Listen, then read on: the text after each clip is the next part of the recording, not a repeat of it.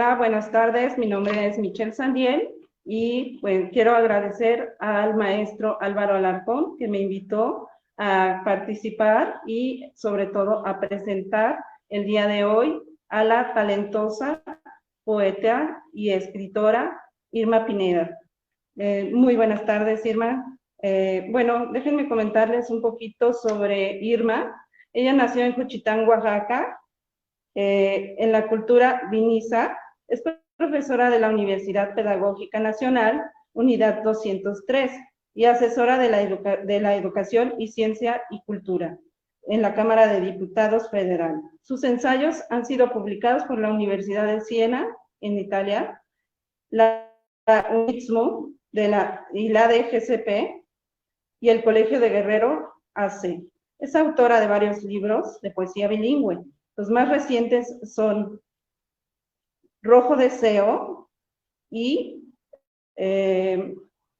Dos en mi corazón. Fue presidenta y escritora de Lenguas Indígenas, AC, becaria del FONCA y del Sistema Nacional de Creadores de Arte. Desde hace casi 2 décadas coordina, junto con su madre, hermano, y las actividades de la Biblioteca Popular Víctor Lloro, en la 7ª sección, una de las zonas más humildes de mayor tradición de Juchitán. Por periodo de 2020-2022, fue electa por el ECOSOC como integrante del Foro Permanente sobre las Cuestiones Indígenas de la ONU. Muchas gracias, Irma. Te agradezco muchísimo que nos prestaras estos breves momentos para compartir con nosotros hoy sobre el tema de difusión cultural y educación de calidad. Muchas gracias, buenas tardes, Pariu Shigerato. Al contrario, para mí es un gusto, una alegría estar aquí con ustedes esta tarde y justamente, pues, además de agradecer a Despertares, a Michelle, a todo el equipo que hace posible este programa, pues platicarles un poquito sobre los Objetivos de Desarrollo Sostenibles que se vienen trabajando desde la ONU como parte de la Agenda 2030, pero particularmente el objetivo número 4, que es el de nuestro interés en este momento, que es el objetivo de educación. Y bueno, quisiera platicarles un poquito de la educación, pero considerando de manera especial la inclusión. ¿Por qué la inclusión? Porque es el tema que nos resulta bastante necesario en estos tiempos cuando tenemos una diversidad en el mundo. Y me refiero no solamente a la diversidad étnica, racial, a la diversidad de pensamiento, a la diversidad sexual, a la diversidad de capacidades, sino que a toda esta diferencia y a toda esta posibilidad que hay en el mundo, donde nos encontramos con una situación bastante dramática, porque si hablamos que el objetivo 4 de las ODS es lograr una educación de calidad, una educación que sea equitativa, que sea gratuita también, algo que nos está fallando mucho es el tema de la inclusión.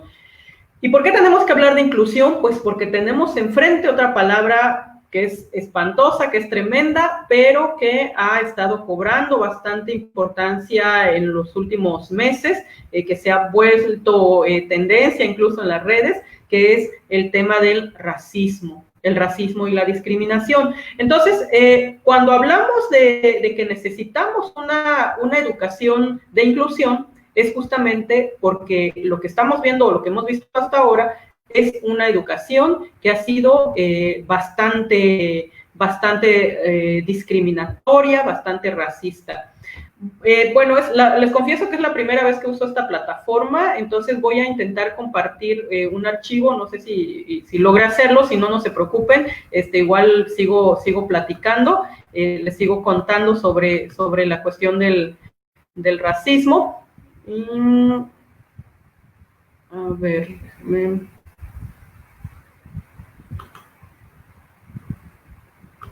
Bueno, no creo que me voy a pelear mucho con la computadora esta tarde y mejor aprovechamos el tiempo, ¿no?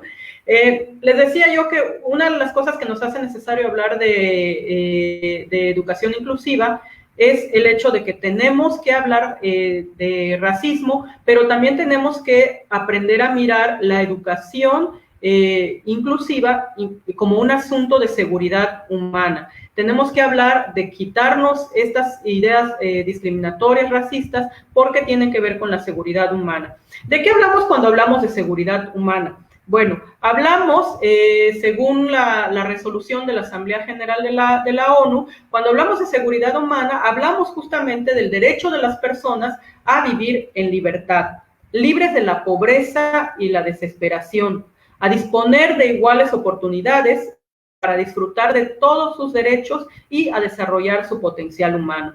Entonces, en este sentido, se hace necesario una educación inclusiva, porque es justamente una educación inclusiva la que nos va a permitir el ejercicio de nuestros derechos en el ámbito educativo, y con esto también ir trabajando hacia el tema de la seguridad humana.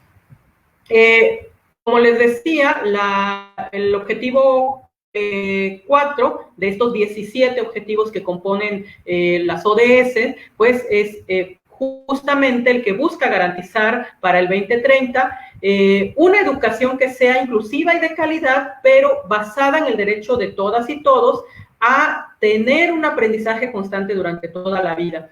Un sistema educativo de calidad cuando presta atención a los grupos marginados y vulnerables y procura desarrollar su potencial. Entonces, cuando hablamos de grupos marginados, vulnerables, nos vamos encontrando con una serie de diversidades que voy a ir mencionando algunas. Por ejemplo, ¿quiénes son los grupos o los sectores que más están siendo excluidos en las escuelas? Nos encontramos, en primer lugar, a sector de personas con alguna discapacidad. También aquellas que entran en la diversidad sexual, las que son parte de la diversidad étnica o cultural. También encontramos la exclusión por género, por condición económica y por migración. Entonces, como vemos, no se trata solamente de un sector marginado o de un sector que es excluido, sino estamos viendo que hay una buena parte de la población, son varios sectores, y a veces esto se vuelve interseccional incluso, porque una sola persona puede corresponder a esta variedad de grupos que son excluidos, y bueno, pues también se vuelve más compleja la situación, ¿no? Hay alumnos con necesidades especiales, y uno de los trabajos que tiene pendiente la ONU y que ha sido recomendado a las escuelas por la UNESCO es generar las condiciones para que pueda hablarse de una inclusión real, ¿no? Ahora, en mi caso particularmente represento a pueblos indígenas. Entonces, una situación con la que nos encontramos día a día en los ámbitos educativos es justamente esta discriminación que se nos hace por hablar una lengua diferente, por tener costumbres y tradiciones diferentes, por venir de un pensamiento, una ideología diferente, y sobre todo cuando migramos, entonces llegamos a una ciudad donde todo esto es incomprendido y nos hace pues un sector bastante vulnerable y marginado, ¿no? Entonces, ¿qué es lo que se ha buscado o qué se tiene que hacer? Se busca trabajar el tema de la inclusión de estos sectores que ya hemos mencionado, y hay algunos elementos ya legales que en teoría lo garantizan, pero también vemos que se complica el aterrizaje real de estas leyes o de estos acuerdos o convenios cuando nosotros como personas, como seres humanos, seguimos siendo bastante discriminadores, bastante racistas, y más allá de un asunto legal, también hay un asunto que tenemos que trabajar como humanidad, ¿no? Que es el desprejuiciarnos, que es el de trabajar más la aceptación, la tolerancia, la valorización sobre todo, porque en lo particular a mí me hace un poco de ruido el término de tolerancia. Siempre yo como indígena lo he sentido de que esto de tolerancia es como si me dijeran, me caes muy mal, no me gustas, pero bueno, te aguanto, ¿no? Entonces, más que la tolerancia, yo creo que tendríamos que aprender a mirar con ojos distintos la diversidad que tenemos en el mundo y particularmente en México, que es uno de los países con mayor diversidad en muchos sentidos. Entonces, creo que tendremos que aprender a mirarlo con otros ojos y a valorar toda esta riqueza y posibilidades que nos da coexistir en esta diversidad, ¿no? Pero bueno, en México les menciono algunos instrumentos que hay en esta búsqueda de la inclusión y particularmente en el objetivo 4, que es el de la educación, ¿no? Tenemos justamente que en el artículo 3 nos habla, en México nos habla de la educación y pues seguramente algunos de ustedes recordarán que el año pasado se logró una reforma educativa que, bueno, les voy a mencionar, pues, ¿qué es lo que está buscando esta reforma educativa en términos de inclusión, ¿no? Por ejemplo, en el párrafo 4 del artículo 3 nos señala que la educación se basará en el respeto irrestricto de la dignidad de las personas con un enfoque de derechos humanos y de igualdad sustantiva. Es decir, que están considerando que se cuente siempre con este respecto a la diversidad, que no haya a quien se vea más o a quien se vea menos, sino que en las escuelas, en el ámbito educativo, se busque trabajar a partir de esta igualdad. Ahora, quienes hemos vivido alguna forma de discriminación, quienes hemos vivido las diferentes manifestaciones de la exclusión en el sistema educativo, sabemos que esto pues está en las leyes desde hace mucho tiempo, pero que se vuelve muy difícil hacerlo realidad, ¿no? Porque no todos los estudiantes, no todas las alumnas o los alumnos saben que existen estas leyes, saben que existen reglamentos y pues más allá de leyes y de reglamentos, pues hay una condición humana en la que, insisto, seguimos siendo bastante discriminadores y racistas con la diferencia y siguen ocurriendo estas situaciones, ¿no? Bueno, el mismo artículo 3 nos señala en su fracción segunda que la educación debe contribuir a la mejoría de la convivencia humana, ¿no? Al fin de otorgar o fortalecer el aprecio y respeto por la diversidad cultural, evitando los privilegios de razas, de religión, de grupos, de sexos o de individuos. También nos dice que será equitativo en los pueblos y comunidades indígenas. En el caso de pueblos y comunidades indígenas, la ley establece también que para fortalecer a estas culturas se imparta una educación que pueda ser plurilingüe e intercultural, basada en el respeto, en la promoción y preservación del patrimonio histórico cultural.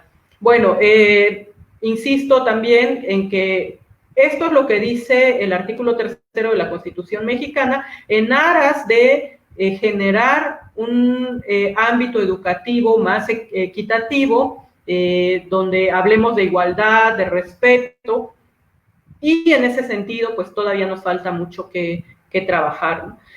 Y bueno, pues también tenemos algunos datos muy tristes, no solamente duros en el sentido de que son cifras, sino también duros en el sentido de que nos permite ver cuál es la realidad en cuanto a la educación que está ocurriendo, no solo en México, sino en el mundo. Y bueno, para quienes nos están viendo y escuchando, pues les voy a compartir algunos datos que hemos encontrado por ahí, que han podido pues ir sistematizando algunos organismos, los voy a ir mencionando. Por ejemplo, hay un organismo en la ONU que es el Fondo de Población de las Naciones Unidas, y desafortunadamente nos da algunos datos como el siguiente, ¿no? Que en el mundo se calcula que hay unos 4 millones de niños y jóvenes, 4.000 millones, y resulta que de esta cifra,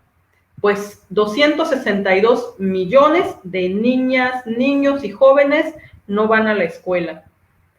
Tal vez en términos de porcentaje no sea tan significativo, pero una sola persona, una sola niña o un solo niño o joven que no esté asistiendo a la escuela es una persona que se está quedando en absoluta desventaja para tener una vida más digna, para tener acceso a mejores posibilidades de desarrollo. Entonces, si hablamos de 262 niñas, niños y jóvenes que no están yendo a la escuela, pues esto es bastante duro, ¿no?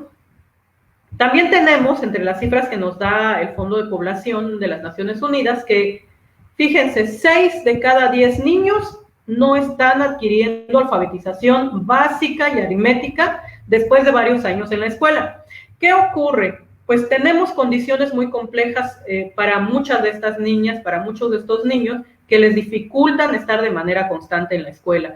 Entonces, llegan a la escuela sin alimentarse, tal vez después de haber hecho alguna jornada laboral, tal vez tengan que asistir con los hermanos menores a la escuela para cuidarlos, lo que no les permite aprovechar el tiempo en la escuela. Esto significa que va a tener que repetir un ciclo escolar, que va a tener que hacer nuevamente el curso, y llega un momento en que se van desanimando y dejan la escuela. Entonces, tenemos, de cada 10 niños, tenemos a 6 que van a abandonar la escuela o no van a adquirir estos conocimientos de lectoescritura, de aritmética básica. Y bueno, pues es una infancia que estamos perdiendo en el sistema educativo, ¿no? También en cuanto a los adultos, pues la cifra no es nada pues halagüeña. Tenemos 750 millones de adultos que son analfabetos. Y esto se vuelve trágico porque, como decía hace rato, en la medida en que tengamos menor acceso a la escuela, también tenemos menos oportunidades de desarrollo. Y esto va a significar que continúan los ciclos de marginación y de pobreza. Resulta que de estos niños que hay en el mundo, pues niños, niñas, jóvenes, de los que tienen 10 años, el Fondo de Población nos da una cifra que es bastante triste. De los niños de 10 años en el mundo, el 89% vive en países en desarrollo. Pero estos países en desarrollo, la verdad es que es un eufemismo, porque pues, lo que nos está diciendo realmente es que son países en pobreza, o mejor dicho, países empobrecidos, ¿no? Países que no han podido, pues, capitalizar su propia riqueza de tal forma que se han mantenido, pues, en condiciones desfavorables, y la mayoría de niñas y niños son habitantes de estos países que tienen dificultades en sus condiciones y por lo tanto también dificultan el desarrollo de esta niñez, ¿no? Y bueno, pues tenemos lo mismo, que 6 de cada 10 niños viven en desventaja, sin acceso a la educación, a la salud. ¿Y qué ocurre particularmente con las niñas? Las niñas que no pueden tener acceso a la educación tienen mayor desventaja que cualquier otra niña. ¿Por qué? Porque son niñas que seguramente, y bueno, no lo digo yo, lo dicen las estadísticas, por desgracia, se casan antes de cumplir los 18 años, tienen dificultades durante la gestación y el embarazo por su temprana edad, por su sistema o por sus condiciones de salud, por sus condiciones de alimentación. Entonces, también generalmente nos encontramos con que estas niñas se van a encontrar en situaciones de violencia en algún momento, de violencia familiar, de violencia de su pareja, y bueno, pues estas condiciones van haciendo que tengan mucho menos posibilidades para el desarrollo. El no acceso a la escuela, el no acceso a la salud y a la alimentación digna, ¿no? Y bueno, esto es a nivel mundial, pero resulta que en México, pues las cosas tampoco son muy fáciles, ¿no? Fíjense, en México hay al menos 263,000 niñas y niños que no pueden ir a la escuela por alguna discapacidad. ¿Qué significa esto? Que no tienen las condiciones para asistir a un espacio educativo, sea por sus propias condiciones de salud, sus condiciones físicas, o sea porque las escuelas tampoco pueden garantizar el acceso por su propia infraestructura o por las condiciones de los grupos donde un profesor, una profesora no pueden atender a alguien con necesidades especiales si al mismo tiempo tienen que atender a otros grupos y a veces nos encontramos con que son grupos bastante numerosos, pues un profesor atendiendo a 40 niños, niñas, y además a alguien o a varios con algunas capacidades diferentes. Entonces esto complejiza bastante la posibilidad de atención y de educación, cumpliendo con los requerimientos de necesidades especiales, ¿no?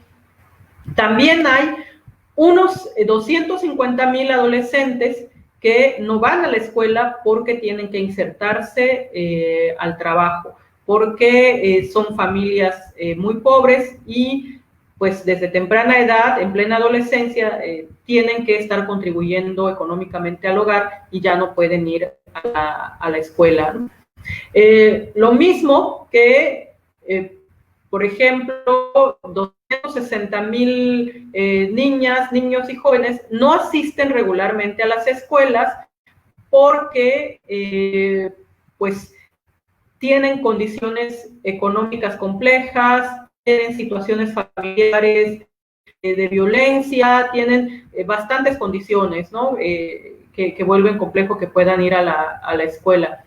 Y a esto se suman al menos otros 600,000 niños que están a punto de dejar la escuela por, pues, estar en lo que se llama extraedad, es decir, que por alguna situación entraron muy tarde a la escuela o porque tuvieron que repetir algunos ciclos escolares, entonces llegan a una edad en la que mejor dejan la escuela porque no quieren verse como los grandes de la escuela, porque no quieren, o el mismo sistema educativo los empieza a rechazar para mandarlos al otro sistema que es el de educación para adultos, pero ellos siguen siendo jóvenes, siguen siendo pues adolescentes y entonces ya dejan de ir a la escuela.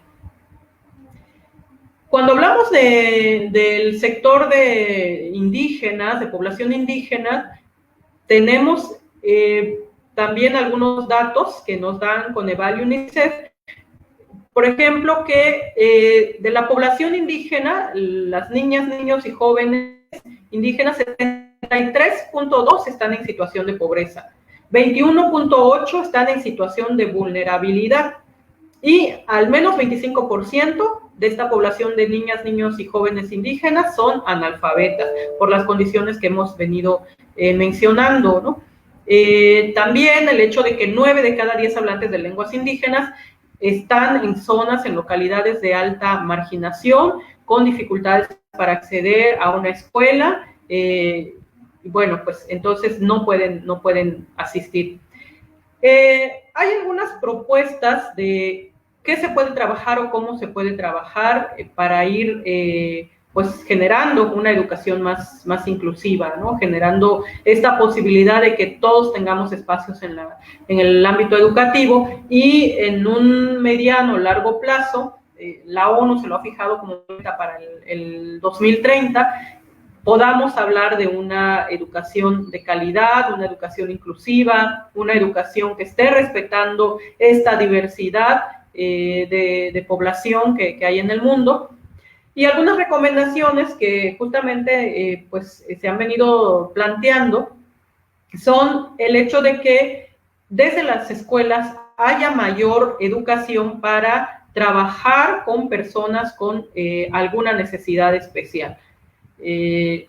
Algo que ocurrió en México es que también fueron queriendo desaparecer el área de educación especial, porque había algunos alegatos de que era discriminatoria, ¿no? Que cualquier estudiante, aunque tuviera una necesidad especial, aunque tuviera una capacidad diferente, cualquier estudiante tendría que estar con el grupo en general. En mi caso, pues que también soy profesora y en mis grupos, o en los grupos que me ha tocado trabajar, me ha tocado estar con personas, con estudiantes que tienen necesidades especiales.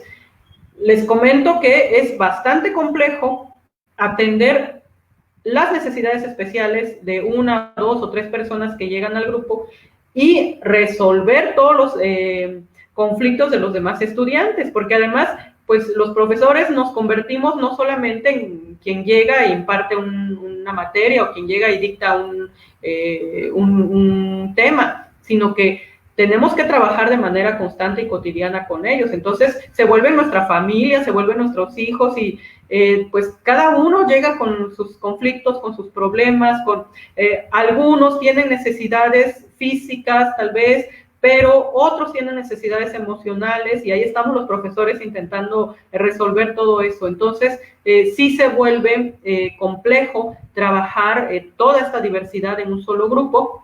Y entonces, pues yo sí fui del sector de maestras que estuvo diciendo que no desapareciera la educación especial y no la consideramos discriminatoria ni racista, sino que más bien consideramos que sí hace falta un espacio adecuado, con personal adecuado y capacitado para tratar las necesidades que hagan falta, ¿no? Necesitamos psicólogos, psicopedagogos, pedagogos, a lo mejor fisioterapeutas, gente especializada para tratar ciertas situaciones que los profesores de manera general no podemos resolver. Pero esto no implica que no podamos acceder a una educación para trabajar de manera más cotidiana con personas con necesidades especiales, ¿no? Tanto físicas como emocionales como cognitivas. Otro de los temas que también se plantea, que trabajemos de manera más constante en las escuelas, como una forma de ir caminando hacia una escuela equitativa e inclusiva, es el tema o la materia de educación para la convivencia y la paz, que es un tema que ha cobrado auge en los últimos años, también justamente derivado de todos estos conflictos que se han dado en los países, y en México no es la excepción. Sabemos que cada vez tenemos mayores conflictos en muchas regiones, derivadas de situaciones de diferencias interétnicas, de la violencia que se ha generado por grupos delincuenciales, de desacuerdos entre comunidades. Entonces, hay ambientes en los que es necesario trabajar de manera constante el tema de educación para la convivencia y la paz, que nos permita tener elementos para lograr esta inclusión en la educación, ¿no? También el tema de la interculturalidad es un tema que necesitamos, y muchos ya lo empezamos a trabajar, porque plantear una educación desde la interculturalidad nos permite este reconocimiento de la diversidad, este reconocimiento de la otredad, y en el sentido en que reconozcamos el valor de la otredad, también podemos generar procesos de convivencia más armónicas, procesos de convivencia en las que sí podamos plantear incluso nuestras diferencias, pero que podamos trabajar de manera conjunta para encontrar acuerdos que nos permitan hablar de una educación equitativa e incluyente, ¿no? Otro de los temas que también se sugiere es justamente el aprendizaje socioemocional. ¿Por qué? Porque todos tenemos que plantearnos en algún momento estas capacidades que tenemos de manejar nuestras emociones, nuestros sentimientos, de cómo podemos no dejarnos llevar nada más por la víscera, las entrañas, sino tener la capacidad de estar en procesos más racionales que nos permitan alejarnos de los conflictos y trabajar en la inclusión, ¿no?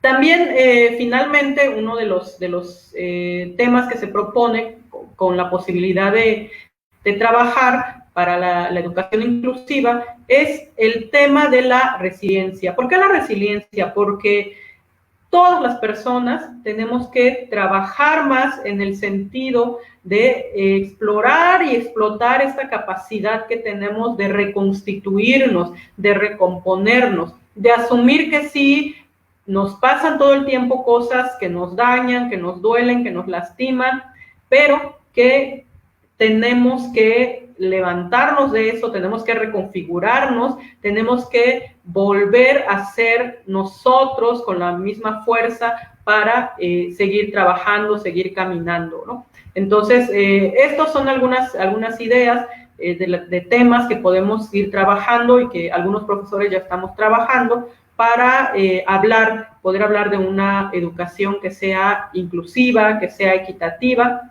y que finalmente logre dar cumplimiento a este cuarto objetivo de los Objetivos de Desarrollo Sostenible, ¿no? Y que es el tema de la educación con calidad. Pues muchas gracias, les invito a que pues quienes nos están acompañando nos puedan mandar algún comentario, alguna pregunta. Hasta aquí dejo esta primera parte de la charla y abrimos el espacio para poder conversar. Por ahí Michelle creo que ya tiene algunas preguntas, entonces pues podemos ir platicando, y si ustedes tienen alguna pregunta, además de darle like a la página, pues también anótennos por ahí su pregunta, su comentario, y con mucho gusto vamos conversando en estos momentos. Muchas gracias.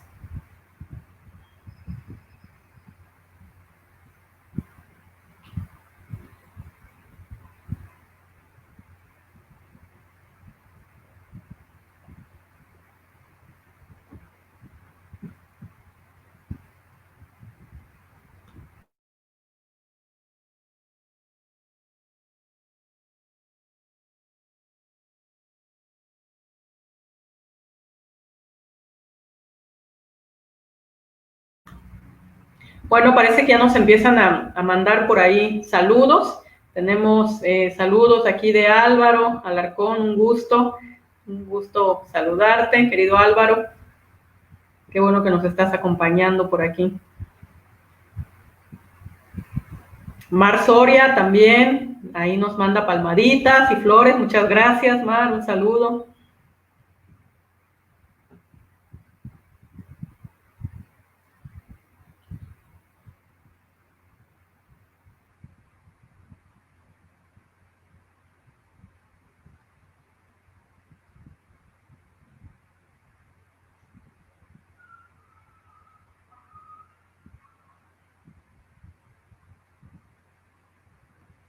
Bueno, les recordamos lo que le piensan, ¿hay alguna pregunta? Les recordamos que pues se den una vuelta también por la página de la ONU, donde van a poder ver cuáles son los 17 Objetivos de Desarrollo Sostenible que se plantearon desde el 2015 con una perspectiva de que para el 2030 hubiese algunos buenos resultados.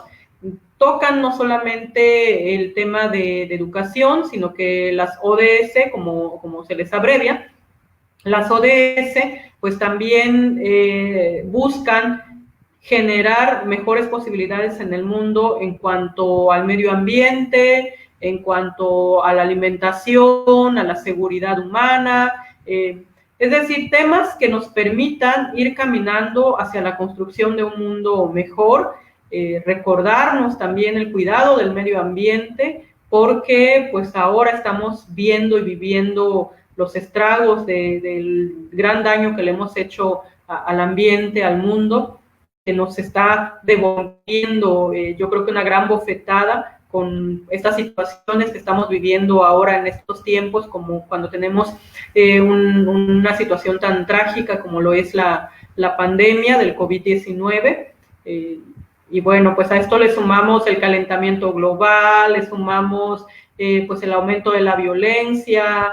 Entonces tenemos muchas situaciones con las que es necesario ir trabajando. Y yo creo que algo que hace posible que podamos tener mejor comprensión de los temas, que tengamos conocimiento de las herramientas para trabajar sobre ello, es justamente la educación, ¿no? Cuando hablamos de educación, hablamos de la posibilidad no solo de aprender a evitar la discriminación, a evitar el racismo, tenemos que hablar también de cómo aprendemos a deshacernos de todo ello y construir un mundo que sea más amable para todos. Tenemos por ahí también a Amparo Hernández, que nos está diciendo que es muy importante la inclusión y evitar la discriminación. Así es, mi estimada Amparo, efectivamente es algo que tenemos que trabajar día tras día. No es fácil, a veces uno viene ya con sus prejuicios, y tenemos que aprender a deshacernos de esos prejuicios, tenemos que aprender que pues cada uno tenemos un espacio en el mundo, una función en el mundo, y todos los seres humanos, todas las personas que habitamos en este mundo, tenemos el mismo valor, tenemos que aprender a mirarnos de manera más equitativa, y eso es lo que nos va a ir ayudando a que evitemos la discriminación, ¿no? Bueno, por aquí tenemos una pregunta que nos manda Álvaro y dice: me gustan mucho tus poemas, es difícil llegar a ser una poeta exitosa. Uy, dice: has presentado lecturas de poemas en el extranjero. Bueno, no sé si soy una poeta exitosa, pero a mí me da mucho gusto que la gente que me lee me pueda escribir y comentar después de que, pues, se sintieron identificados con mis poemas, con lo que yo escribo, y yo creo que ese es el éxito, ¿no? El lograr conectar con el corazón de una sola persona.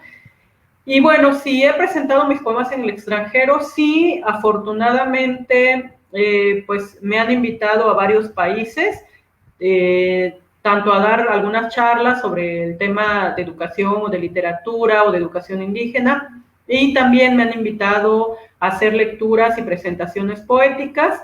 Entonces hemos tenido oportunidad de estar en algunos otros países, como Estados Unidos, Canadá, en Italia, en Francia, en España, en Rusia. También ya tuvimos la oportunidad de andar hasta allá, compartiendo poemas en los festivales literarios.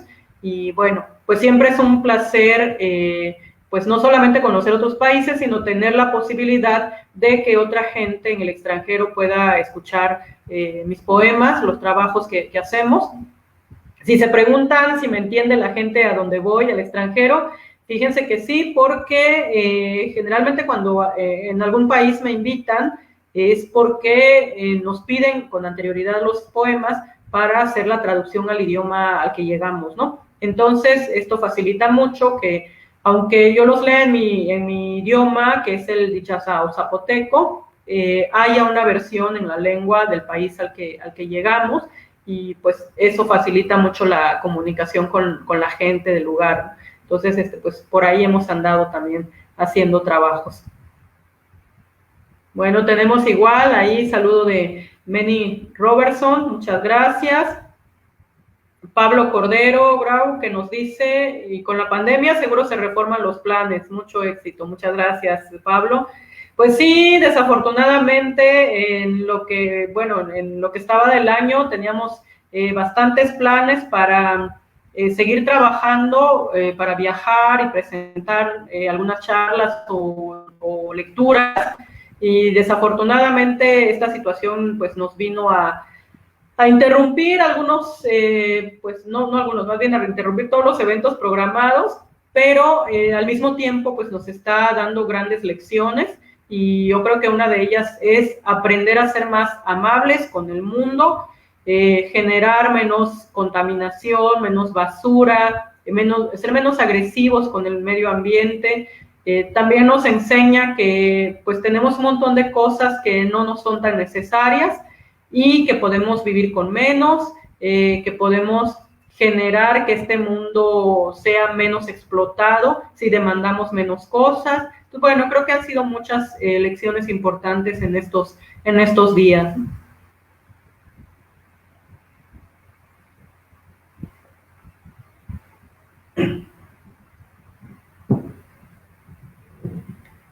Bueno, por ahí Álvaro nos comenta sobre el tema de la ONU, y muchas gracias, dice: nos sentimos muy bien representados. Muchas gracias, Álvaro. Pues bueno, en la ONU, donde estamos participando, es un espacio que se llama Foro Permanente sobre las Cuestiones Indígenas, que es el espacio donde nos integramos representantes de diferentes regiones del mundo, representantes de pueblos indígenas, para pues constituir un grupo o un cuerpo que es asesor del Consejo Económico y Social de la ONU. ¿Qué significa esto? Pues que nosotros somos los encargados de estarle recordando a la ONU de manera constante que los pueblos indígenas existimos en todo el mundo, porque así como estoy yo por México y Latinoamérica, también hay gente que viene de África, pues del norte de este continente, que representa Canadá, Estados Unidos. Hay gente que viene de Asia, hay gente diversa, ¿no? De muchas regiones del mundo. Y pues tenemos que estar de manera constante insistiendo en la ONU en que haya este reconocimiento de la existencia de los pueblos indígenas y también que pues las políticas públicas, las declaratorias que emite, los lineamientos que establece como la representación de muchos países, 193 países, que todo eso lo haga con esta perspectiva indígena, ¿no? Así como para muchas cosas se toma en cuenta la perspectiva de género, por ejemplo, o la de jóvenes, o la de la infancia, también es importante que tengan presente que los pueblos indígenas no solo existimos, sino que además tenemos una riqueza cultural tremenda y también tenemos muchas necesidades, ¿no? Sobre todo ahora en estos días con el COVID, esas necesidades se han acentuado. Entonces, nuestro papel es justamente estarle diciendo a la ONU cuáles son estas necesidades de los pueblos indígenas para que la ONU a su vez le comente o le llame a la atención a los jefes de Estado o a los representantes de los estados, de los gobiernos, sobre las situaciones que estamos teniendo, ¿no? Entonces, la ONU, pues, emite también a su vez recomendaciones o declaratorias, invitaciones, sugerencias a los diferentes gobiernos para que estos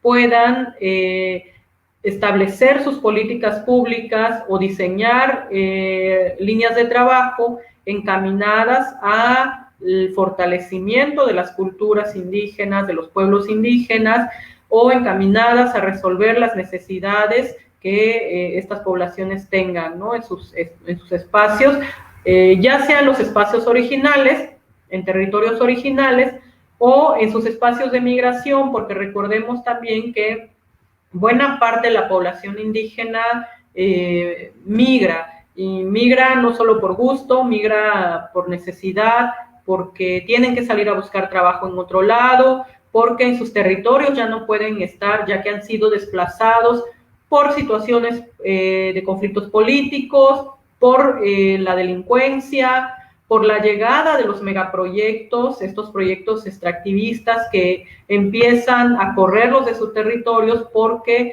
son territorios también llenos de riquezas materiales, sea en agua, en minerales. Entonces, por explotar esos territorios van generando el desplazamiento de la población indígena y esta se ve obligada a migrar y asentarse en nuevos territorios. Entonces, pues también en los nuevos territorios se genera una serie de condiciones, de conflictos que hay que estar viendo cómo se resuelven. Entonces, esta es la parte que le toca al foro permanente, como les digo, estarle recordando de manera constante a la ONU que lo que haga, lo haga pensando en la existencia de los pueblos indígenas, pensando en que hay que seguir trabajando para fortalecer a esta población.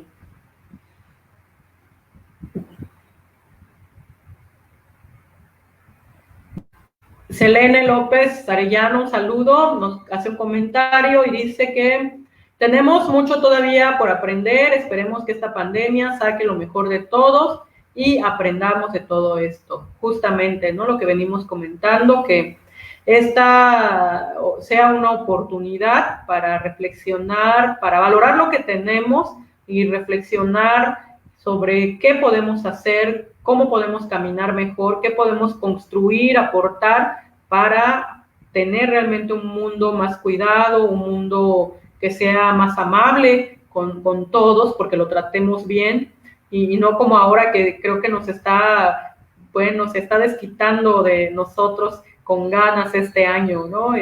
Nos ha pasado de todo. Y pues aquí en la región del Istmo donde estoy, pues sí nos ha tocado bastante duro. Este año tenemos la pandemia, pero hace 3 años, en el 2017, tuvimos un sismo de 8.2 grados que tiró muchas de las casas de la región, pues también mucha gente falleció por ese sismo y nos dejó muchos días, mucho tiempo con pues bastante daño porque pues fue el sismo de 8.2, pero después hubo réplicas, bueno, había 50 réplicas al día y vivimos una situación bastante compleja, bastante difícil. de readaptarnos también, reacondicionar espacios o casas que pues perdimos, intentar levantarlas de nuevo, pero pues perdimos muchas de las casas tradicionales, de las casas lindas que había antes, de tejas y ladrillos, y pues se ha reconstruido como se ha podido, ¿no? Y pues las escuelas también fueron muy afectadas en este sismo, perdimos muchas de las escuelas que tenían construcciones pues bastante lindas, simbólicas, y ahora pues se han ido reconstruyendo poco a poco, aún no se termina porque pues si bien estábamos avanzando en el proceso de reconstrucción de las escuelas, y ahora pues con esta pandemia se ha tenido que parar y ha sido pues bastante difícil, ¿no? Entonces, pues aquí nos ha tocado un poco duro en esta región, pero esta pandemia nos está afectando a todos, en todo el mundo, y esperamos que pues tengamos la fortaleza para lograr salir de esto con bien, porque también sabemos que mucha gente se va quedando en el camino, y pues esperamos que todos podamos continuar bien y salir bien librados.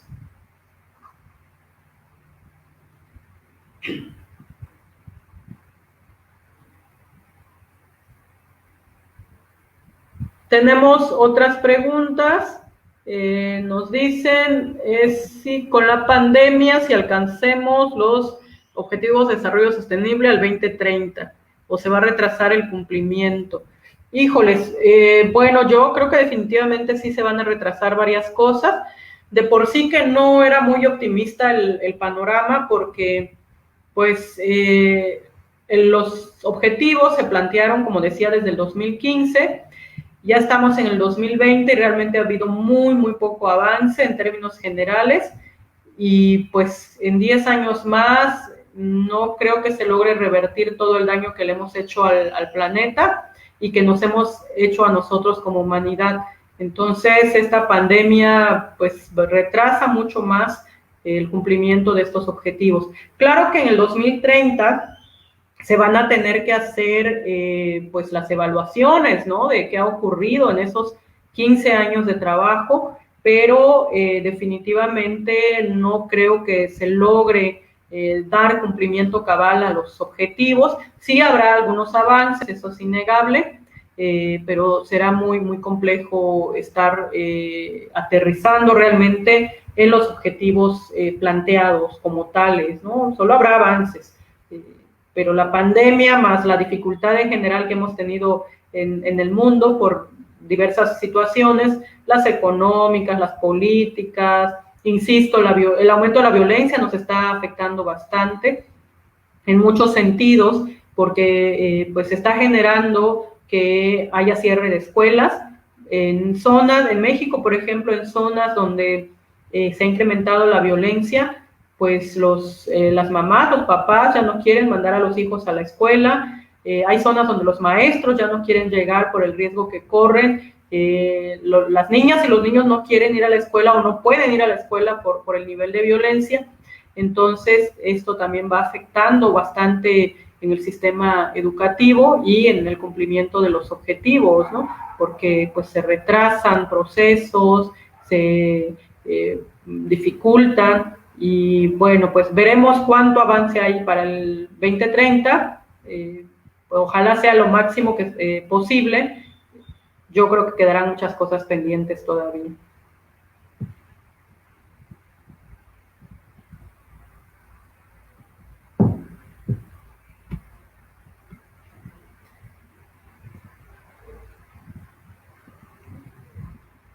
Amparo Hernández, un saludo y muchas gracias por el comentario. Nos dice muy agradecida de tu participación en la ONU. Pues muchas gracias.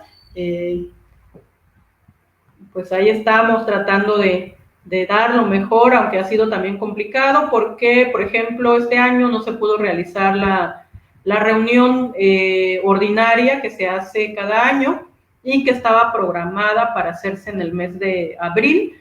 Sin embargo, pues como recordarán, a finales de marzo en México ya pues decretamos el receso por la pandemia, entonces ya no fue posible realizar las reuniones que estaba programado hacerse en la sede de la ONU en Nueva York, y pues todo quedó suspendido, aunque hemos estado tratando de avanzar de manera virtual, como estamos haciendo ahora muchas cosas, ya tenemos una vida virtual. Se trata de avanzar lo más que se puede, pero sí ha sido difícil porque no es lo mismo la interacción humana, no es lo mismo la interacción cara a cara, y cada semana estamos tratando de reunirnos con al menos 2 agencias que trabajan con la ONU para conocernos y ponernos de acuerdo en cómo podemos seguir caminando. En nuestro caso, pues en el trabajo que hacemos respecto a pueblos indígenas, y bueno, pues es la manera en la que estamos pudiendo avanzar ahora, ¿no? Porque sí ha sido bastante complejo.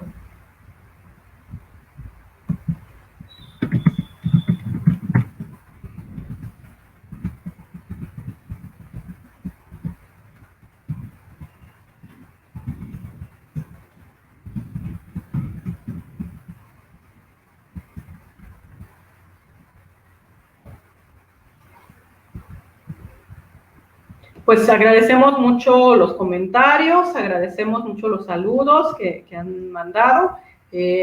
Por ahí a los chicos de Despertares, no sé si van a comentar alguna otra cosa, si tienen por ahí algún anuncio de alguna otra actividad, pues si no, yo creo que vamos cerrando la charla. Fue un placer estar compartiendo con ustedes, pues recibir sus comentarios, sus preguntas, y seguramente más adelante, en algún otro momento, tendremos oportunidad de estar conversando sobre este o sobre otros temas, y de todos modos, pues llevarnos la tarea de pensarle cómo podemos cada uno desde nuestros propios espacios contribuir a la construcción de un mundo mejor. Puede ser desde el ámbito de la educación, como lo hemos hablado ahora, seguir trabajando estos temas de inclusión, de valorización de la diversidad, de acabar con el racismo, de quitarnos a nosotros mismos los prejuicios, ser menos discriminantes, ser menos racistas. Eso lo podemos ir trabajando, ¿no? De manera personal, e ir influyendo poco a poco en nuestro entorno cotidiano. Y bueno, pues llevamos esto de tarea para poder ir abonando y poniendo un granito de arena para un mundo mejor. Pues les saluda Irma Pineda, fue un placer estar con ustedes. Me voy despidiendo por aquí, y un saludo y muchas gracias al equipo de Despertares que ha hecho posible este encuentro.